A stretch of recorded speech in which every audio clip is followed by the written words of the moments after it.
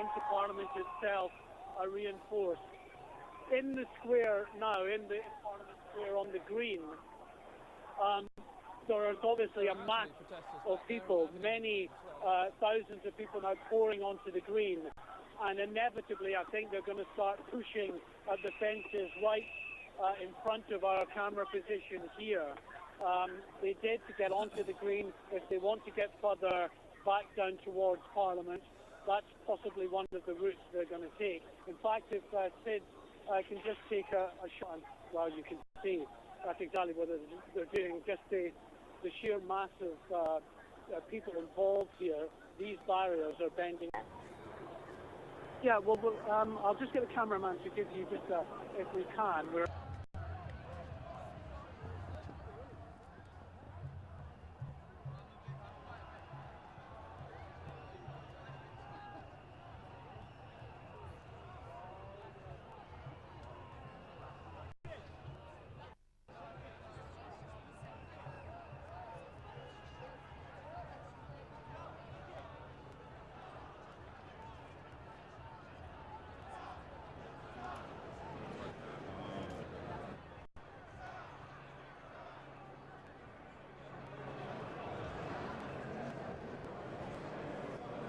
Well, that isn't a surprise, and I can understand their concern.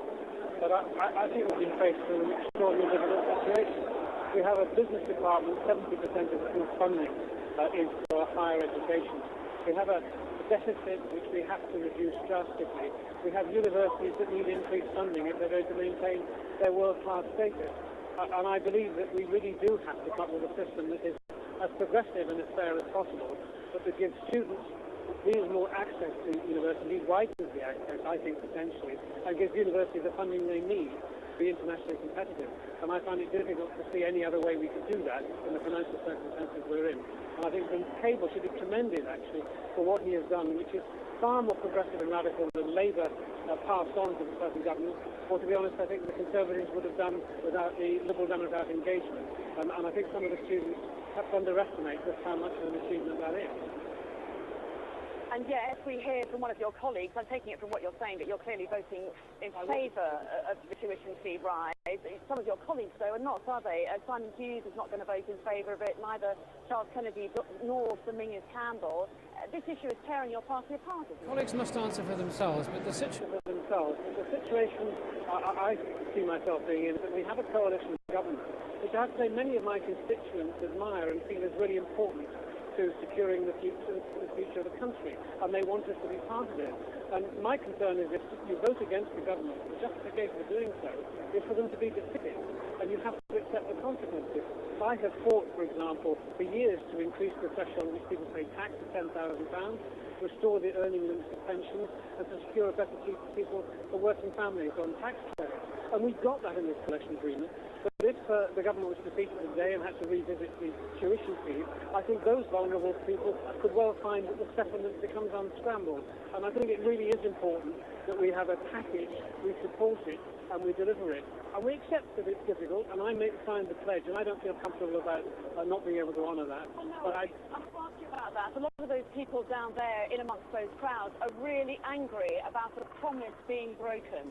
How will you feel today voting in favour of tuition fee rises when you promised that you wouldn't?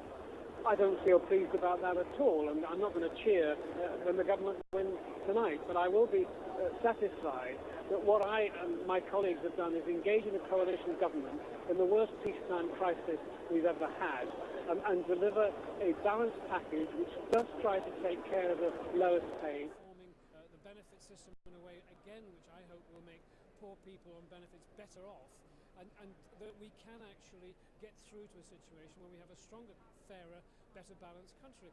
And I just have to believe that whatever pledge I am made, students have to be part of that. It's difficult. I'm not satisfied that I have to do that, but I do believe that maintaining the government's commitment and its balance and its progressive character, of which the Liberal Democrats are a crucial component, is also important.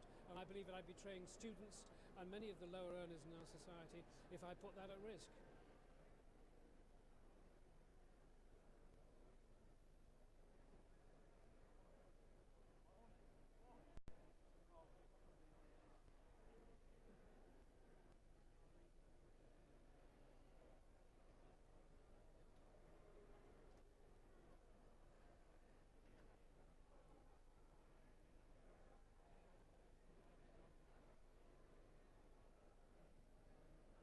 I mean, people must make their own judgments.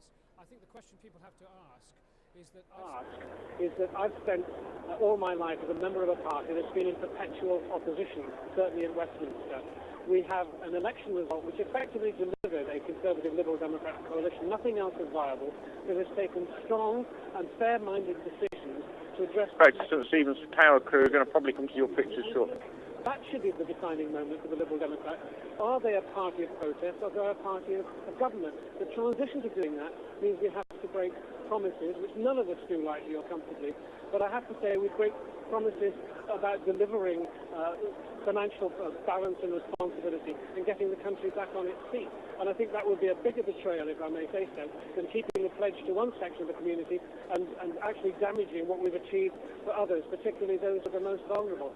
And I think students ought to be thinking about where they think the money should come from and whether or not they are sure that it would be fair to put more of a pressure on the people who are least well off and have the most suffering. Students ultimately will benefit from their education, will earn money, and will only pay back what they've had to benefit from as and when their earnings rise. That is fair and progressive compared with the suffering that many people at the lower end of the income group are going to experience. Malcolm Bruce, Liberal Democrat MP, we appreciate your time this afternoon. We're going to go back inside that crowd of students there on Parliament Green now, because we can talk to Marion Greaves. She's one of the teenagers who's taking part in the demonstration herself. Marion Greaves, why have you decided to be down there with the students today? Well, actually, I'm in the House of Commons. I went to lobby my MP. Afterwards, I'm going out on the march. I've decided to do it because I don't think the youngsters of this country should be loaded with this amount of debt. I think that a country that has to take from young people who have absolutely nothing is morally redundant. I can't understand why our kids are being loaded up with debt like this. Democrat MP who's voted Great offer, thank you. of this fees rise, he would argue.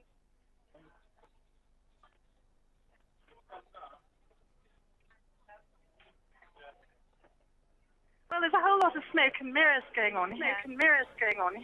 Because what they've done is limit the payback, so that they have made the payment the payments that the graduates can make lower, and that they're charging interest on the rest of the debt from day one. So actually,